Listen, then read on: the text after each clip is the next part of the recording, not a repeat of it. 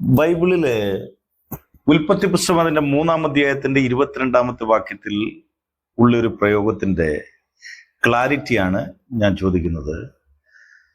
യഹോവയായ ദൈവം ആദം ഹവ്വ ദമ്പതിമാരെ സൃഷ്ടിച്ച് ഏദൻ തോട്ടത്തിലാക്കിയതിനു ശേഷം അതിൽ ഒരു വൃക്ഷത്തിന്റെ ഫലം കഴിക്കരുതെന്ന് അവർക്ക് ആദ്യമായിട്ട് അവരുടെ മുമ്പില് ഒരു കണ്ടീഷൻ വെച്ചു.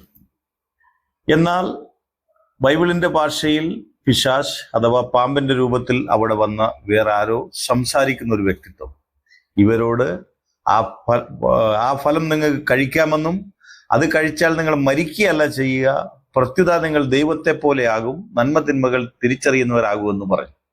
എന്നാൽ യഹോവയായ ദൈവം പറഞ്ഞത് നിങ്ങളത് കഴിക്കരുത്, കഴിച്ചാൽ നിങ്ങൾ മരിക്കുമെന്നാണ്.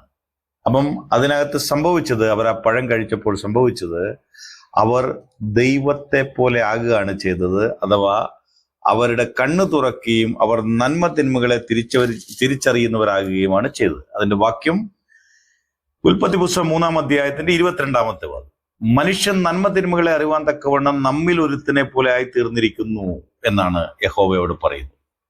യഹോവയായ ദൈവം മനുഷ്യൻ നന്മ തിന്മകളെ അറിവാൻ തക്കവണ്ണം നമ്മിൽ ഒരുത്തിനെ പോലെ ആയി തീർന്നിരിക്കുന്നു. അപ്പം ഇതിനെയാണ് ബൈബിൾ മൊത്തത്തില് പാപം എന്ന് വിവക്ഷിക്കുന്നത്. അപ്പം ഇത് യഥാർത്ഥത്തിൽ പാപമാണോ?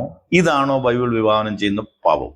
ഇതിനെ ബേസ് ചെയ്താണോ ഇന്നുണ്ടാകുന്ന കുട്ടികളടക്കം പാപികളായി തീരുന്നത്?